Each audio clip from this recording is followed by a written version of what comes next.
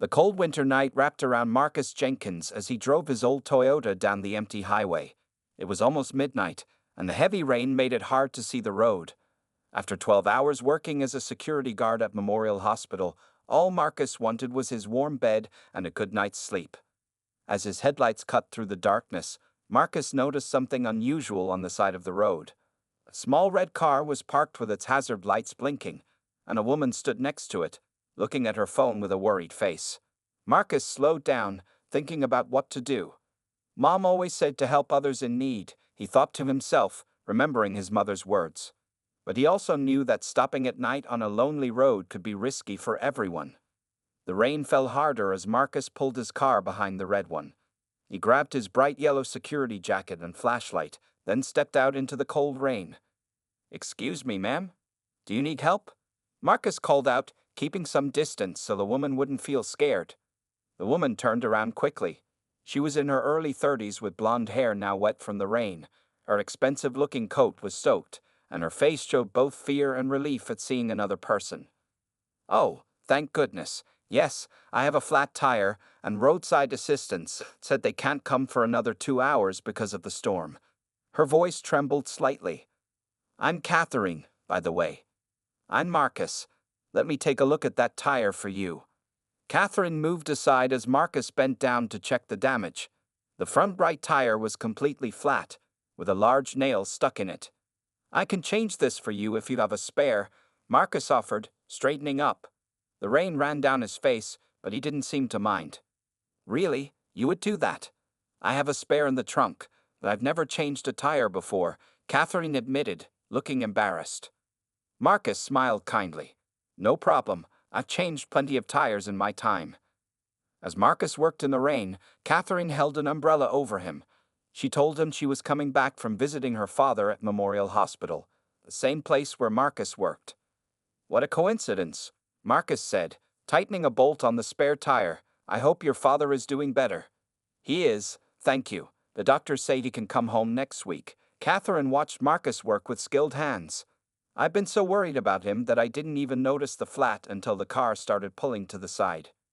20 minutes later, Marcus closed the trunk with the flat tire inside. His clothes were soaked through, but the job was done. "There you go. The spare is on, but you should get a new tire tomorrow.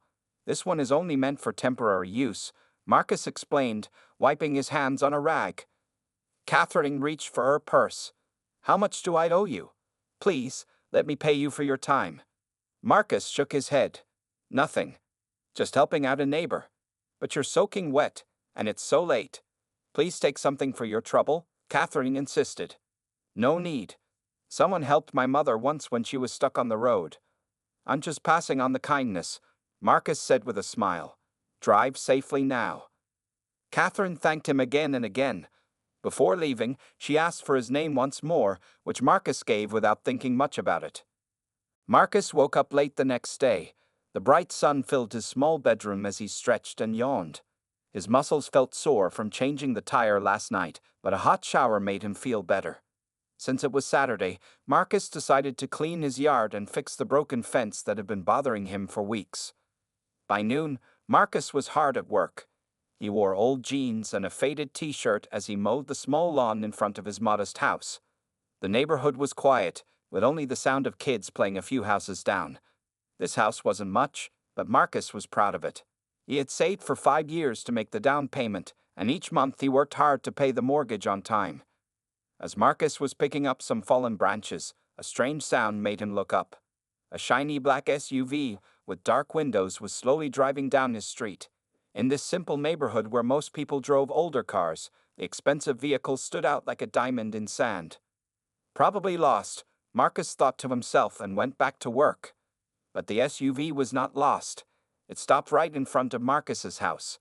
The engine turned off, and for a moment nothing happened. Then, the driver's door opened, and a tall man in a dark suit stepped out.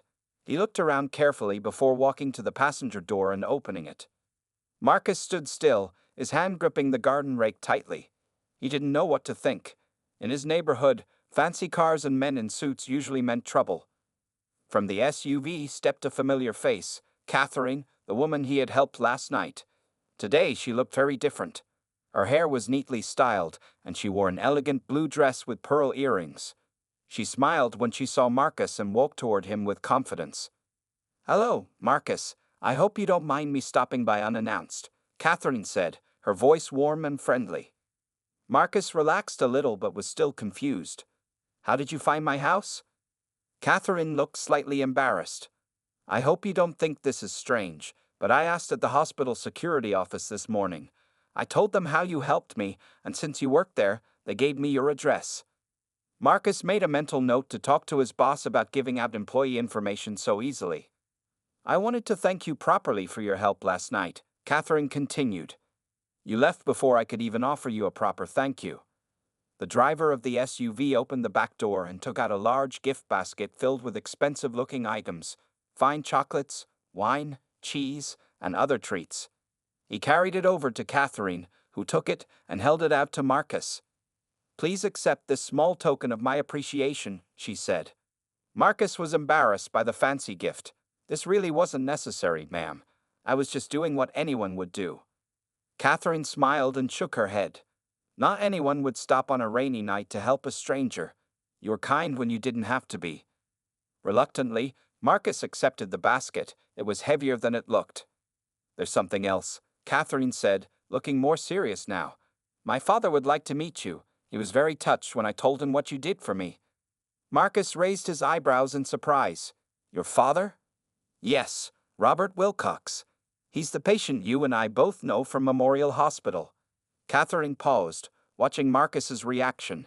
"He owns Wilcox Healthcare Systems." Marcus's mouth fell open slightly. Everyone in town knew that name. Wilcox Healthcare Systems was the largest employer in the area, with hospitals and clinics in 3 states. "He would like to thank you personally," Catherine said. "Would you be willing to visit him tomorrow at the hospital?"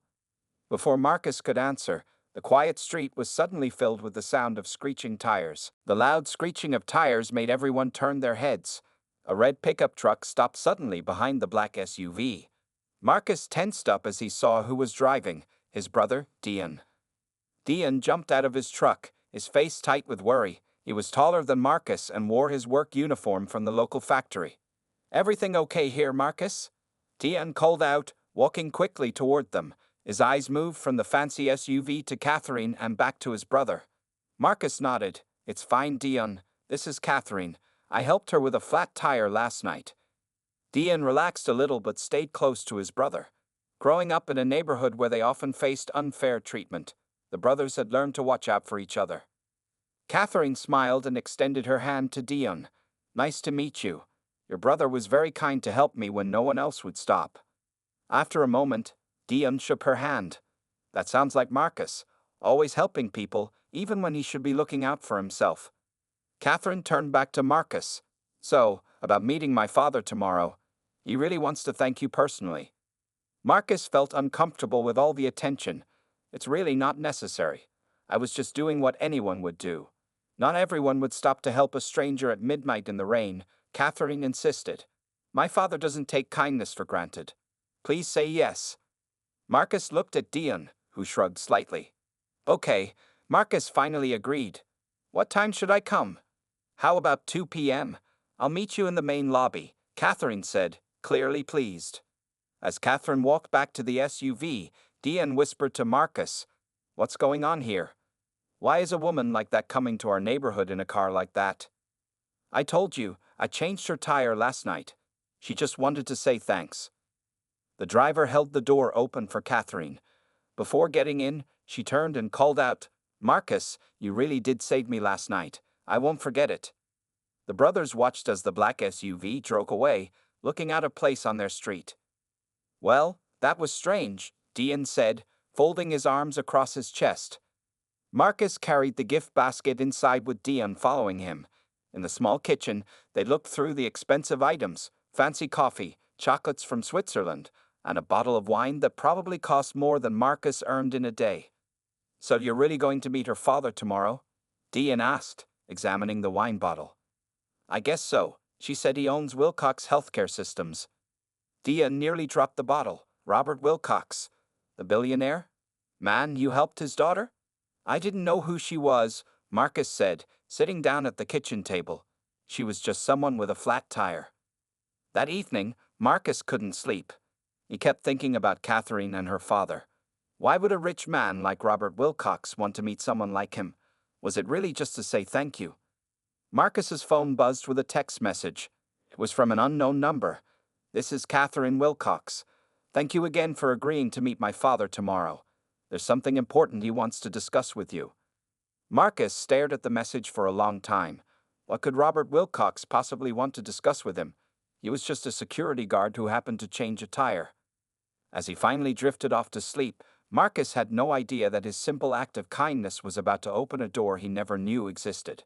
Tomorrow's meeting would change everything, but not in any way he could have imagined. The next day, Marcus stood in front of his bathroom mirror, adjusting his tie for the 5th time. He had chosen his best clothes: the navy blue suit he wore to church on special Sundays, a crisp white shirt, and his only tie. The outfit wasn't fancy, but it was clean and pressed. "You look fine," said his sister Tanya, leaning against the doorframe. She had come over after Marcus called her last night to tell her about the strange visit. "I don't know why I'm so nervous," Marcus admitted. "It's just a thank you meeting." Tanya raised an eyebrow. A billionaire doesn't invite a security guard to a personal meeting just to say thank you. There's something else going on. Marcus checked his watch. It was time to leave if he wanted to be early. As he drove to Memorial Hospital, his mind filled with questions. The same hospital where he worked night shifts now felt different as he parked in the visitor section instead of the employee lot. The main lobby was busy with people coming and going. Marcus sat in one of the chairs, watching the entrance.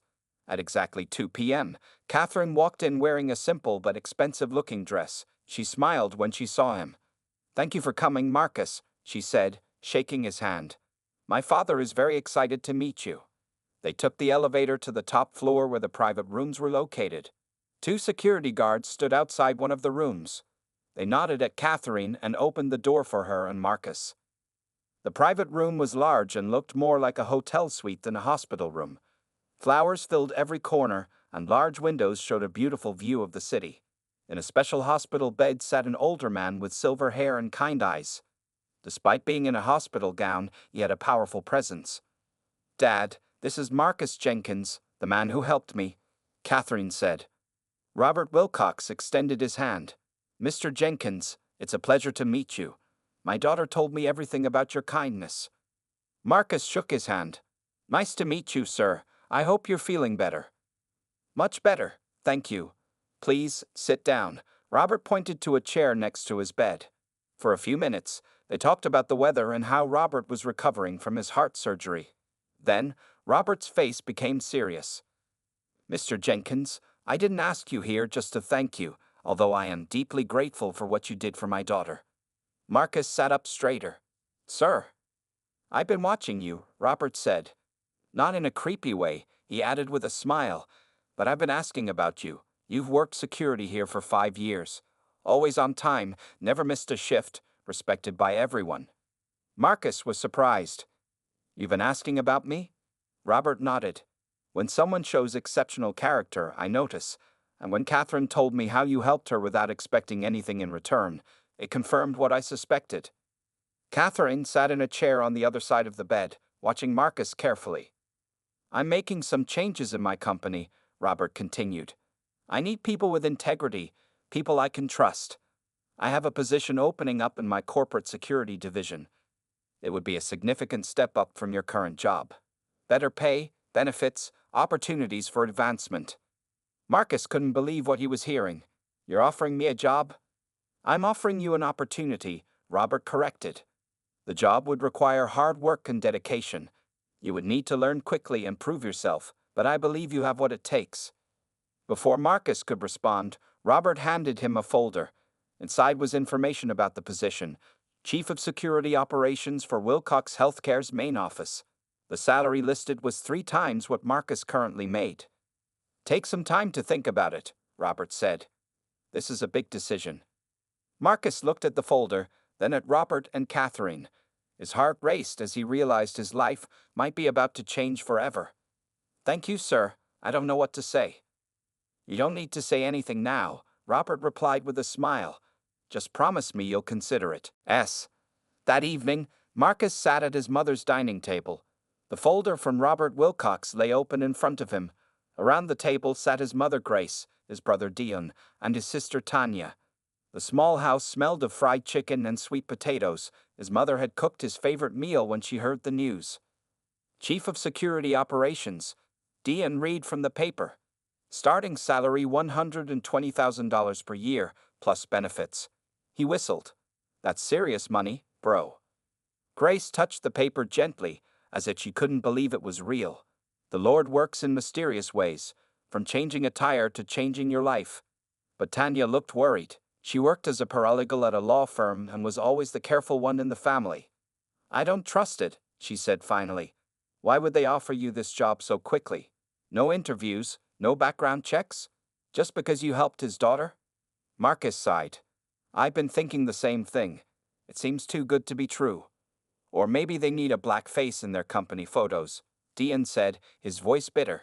You know how these big companies are. They want to look diverse without really changing anything. Grace gave her older son a sharp look. Don't be so negative, Dion. Not everyone has bad intentions. Mom, you know how the world works, Dion argued. Marcus has applied for better security jobs before and never even got called for an interview. Now suddenly he's good enough for a top position. Something doesn't add up. Marcus picked up the business card Catherine had given him. She said I could call her anytime if I had questions. Then call her, Tanya suggested. Ask for more details about the job. Ask why they chose you. See how they respond. Marcus nodded and stepped outside onto the porch with his phone. The evening air was cool as he dialed Catherine's number. She answered on the second ring. Marcus, I'm glad you called. Have you thought about our offer? I have some questions first, Marcus said carefully. Why me? There must be people with more experience who would want this job. Catherine was quiet for a moment. Can I be completely honest with you, Marcus? Please. My father doesn't trust easily. After his heart attack, he started thinking about his legacy and the people running his company. He's been disappointed by highly qualified people who looked good on paper but lacked character. She paused before continuing. When I told him how you helped me that night, how you didn't hesitate, didn't ask for anything in return, he said that's the kind of person he wants working for him. Someone with integrity. But I don't have corporate experience, Marcus pointed out. You can learn the business side of things, Catherine replied. But character? That's something you either have or you don't. When Marcus returned to the kitchen, his family looked at him expectantly. Well? Tanya asked. Marcus repeated what Catherine had told them. As he spoke, he could see Tanya's doubt slowly changing to cautious optimism. It's still a risk, she said, but maybe it's a risk worth taking. Dion still looked suspicious. Just be careful, little brother. Don't let them use you. Grace reached across the table and took Marcus's hand. What does your heart tell you, son? Marcus looked down at the job offer again. My heart says this could be the chance I've been praying for. But my head says it's scary to leave what's safe for something unknown. Sometimes the biggest blessings come from taking the biggest leaps, Grace said softly. As the family continued talking into the night, Marcus felt torn between excitement and fear. Tomorrow he would need to give Robert Wilcox his answer. Whatever he decided would change everything, but was he ready for such a big change? Monday morning arrived with golden sunlight streaming through Marcus's bedroom window. He had barely slept, his mind racing between hope and worry about the job offer. Today was the day he needed to give his answer to Robert Wilcox. After a quick shower, Marcus put on his security guard uniform. He had decided to go to his regular job while he thought about what to do. His supervisor raised an eyebrow when Marcus walked in. I heard the big boss offered you a fancy position, the supervisor said. News travels fast around here. Marcus nodded. I haven't decided yet. Well, don't let fear hold you back. You're too smart to be walking these halls forever. Those words followed Marcus as he made his rounds through the quiet hospital corridors. Each familiar corner and room now felt temporary, like he was already on his way out. During his lunch break, Marcus sat alone in the cafeteria. He pulled out a small notebook and made 2 columns. Reasons to accept and reasons to worry. Under the first column, he wrote, better pay, opportunity to learn, career growth. Under the second, Inexperience, possible token hire, too good to be true. As he was writing, a shadow fell across the table. Looking up, Marcus saw Dr. Wilson, one of the older doctors who had always been kind to him. "May I join you?" Dr. Wilson asked, setting down his coffee cup. "Of course, Doctor." Dr. Wilson sat across from him. "I hear Robert Wilcox has his eye on you. That's quite an honor." "You know Mr. Wilcox?" Marcus asked, surprised. "Known him for 30 years. We went to medical school together before he went into the business side of healthcare." Dr. Wilson smiled. "He's tough but fair. When he sees potential in someone, he's usually right." "I'm not sure I have the experience for the job he's offering," Marcus admitted. Dr. Wilson looked at him thoughtfully. "Let me tell you something about Robert. He doesn't make decisions lightly, especially since his heart attack. If he's offering you this position, he truly believes you're the right person for it." Dr. Wilson glanced at Marcus's list. "May I?" he asked, pointing to the notebook. Marcus handed it over. Dr. Wilson read the lists and then took Marcus's pen. Under reasons to accept, he wrote, "Because you deserve it." "Don't let fear of the unknown stop you from moving forward," Dr. Wilson said, returning the notebook. 20 years ago, I was offered the chance to become chief of medicine. I almost turned it down because I didn't think I was ready. Taking that job was the best decision I ever made." After his shift ended, Marcus changed into his suit again and took the elevator to Robert Wilcox's private room. His heart pounded as he knocked on the door. Catherine opened it, smiling when she saw him.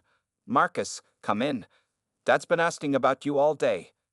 Robert Wilcox was sitting in a chair by the window, looking stronger than the day before. He motioned for Marcus to sit.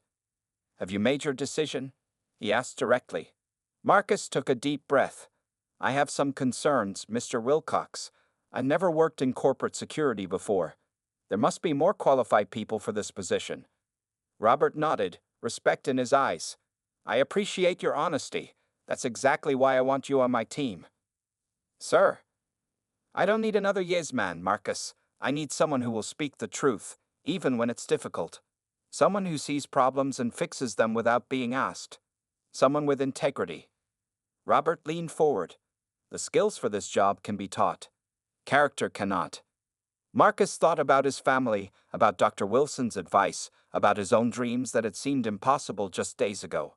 "If you're willing to take a chance on me," Marcus said finally, "then I'm willing to take a chance on this opportunity. I accept the position." Robert smiled and extended his hand. "Welcome to Wilcox Healthcare, Mr. Jenkins.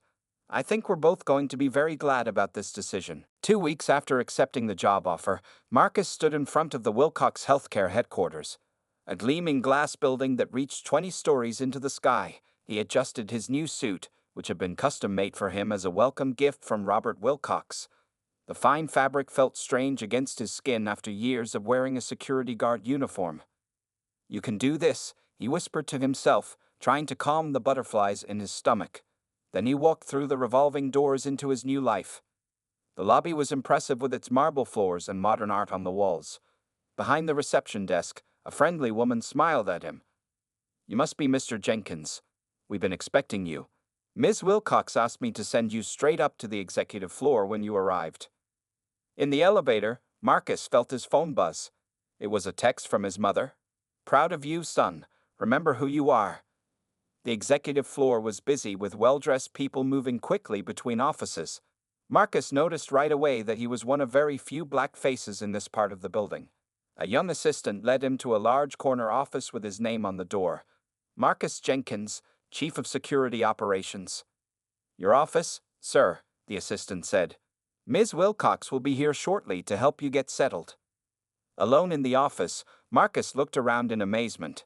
The space was bigger than his living room at home, with a large desk, comfortable chairs, and windows offering a beautiful view of the city. On the desk was a framed photo of him with his family, a thoughtful touch he hadn't expected. Catherine arrived a few minutes later, knocking lightly on the open door. "How does it feel?" she asked with a smile. "Overwhelming," Marcus admitted. "I've never had an office before." "You'll get used to it," Catherine assured him. "My father is very excited to have you join the team. He's finishing his recovery at home, but he'll be back next month." Catherine showed Marcus around the building, introducing him to key people in different departments. Some welcomed him warmly, while others seemed unsure or distant. In the security control room, Marcus met the team he would be leading. 15 men and women responsible for protecting the company's people and property. Team, this is Marcus Jenkins, your new boss, Catherine announced. A tall man with gray hair stepped forward. Jack Pearson, Deputy Chief of Security. I've been running things for the past year. Marcus could feel the tension in Jack's handshake. This was a man who had expected to get the job that Marcus now had. I look forward to working with all of you, Marcus said, making eye contact with each person in the room. I have a lot to learn, and I'm counting on your experience to help me succeed. Later that day, Marcus sat in his office reviewing security protocols when Jack knocked on his door. Got a minute? Jack asked, his face serious. Of course. Come in. Jack closed the door and sat across from Marcus. I'm going to be straight with you. Many people here think you got this job because of who you are, not what you can do. Marcus nodded slowly. You mean because I'm black? That's part of it, but also because you have no corporate experience. Some people worked years for a shot at this position. Marcus held Jack's gaze. I understand their concerns. I probably feel the same way in their position. But I'm here now, and I intend to prove myself through my work, not my words. Jack studied him for a long moment. Fair enough, we'll see what you're made of soon enough. He stood to leave, then paused. By the way, there's a security issue on the research floor that needs your attention. First test of many, I suspect. As Jack left, Marcus took a deep breath. The job would be harder than he imagined, but he was determined to succeed. His new journey had just begun, and he would face each challenge one step at a time. 1 year passed quickly. On a rainy Friday evening, Marcus sat in his office reviewing security reports. The Wilcox Healthcare building was quiet as most employees had gone home for the weekend. Marcus looked different now, more confident in his tailored suit, with a new watch on his wrist and a look of quiet authority in his eyes. His phone rang. It was Robert Wilcox. Marcus, can you come to the boardroom? There's something we need to discuss. On my way, sir, Marcus replied, wondering what could be so important on a Friday evening. When Marcus entered the boardroom, he was surprised to find not just Robert, but also Catherine and several board members. They'd all looked serious. Please, sit down, Robert said, gesturing to an empty chair. Marcus's heart beat faster. Had he done something wrong? Was he about to lose everything he had worked so hard for? Robert cleared his throat. Marcus, it's been exactly 1 year since you joined our company. I think it's time we talked about your performance. The room was silent. Marcus sat up straight, preparing himself for whatever was coming. When I hired you, Robert continued, many people thought I was making a mistake. They said you didn't have the experience or the education for this position. Marcus nodded slightly, remembering the challenges of those early days. But today, Robert's serious expression changed to a smile. I'm proud to say you've proven everyone wrong, including me. The tension in the room broke as Robert stood up and extended his hand to Marcus. Your security improvements have reduced incidents by 60%. You've created new opportunities for people from all backgrounds. And you've earned the respect of everyone in this building. Even Jack Pearson, who now tells me hiring you was the best decision I ever made. Catherine smiled. We didn't just call you here for praise, Marcus. We have something to show you. She pressed a button, and the large screen on the wall came to life. It showed the front of the building where a new sign was being installed next to the main entrance. It read, The Jenkins Security Training Academy. What is this? Marcus asked, confused. Your idea, Robert explained. 6 months ago, you proposed a program to train people from underprivileged communities for careers in corporate security. The board has approved it, with a budget of $2 million to start. Marcus was speechless. The training program had been his dream, a way to create opportunities for people like him who just needed a chance to prove themselves. You will oversee the academy, Catherine added, in addition to your current duties, and we've approved a substantial raise to go with your new responsibilities. Later that night, Marcus drove through his old neighborhood. He stopped at the exact spot where he had helped Catherine change her tire 1 year ago. The rain was falling just like that night, making the street lights glow in the darkness. As he sat in his car, Marcus thought about how much his life had changed from one simple act of kindness. He remembered his mother's words. What goes around comes around. His phone buzzed with a text from Dion. Mom said to remind you about Sunday dinner. Don't forget where you came from, Mr. Big Shot. Marcus smiled. He would never forget where he came from. In fact, he had just hired 2 young men from his old neighborhood as security officers. Tomorrow, he would start planning the new academy. It would give others the same chance he had received, an opportunity to change their lives.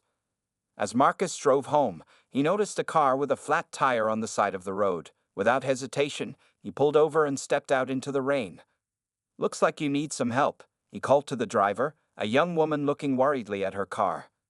I do, she said with relief. Thank you for stopping. No problem, Marcus replied with a smile. Sometimes, changing a tire can change your life.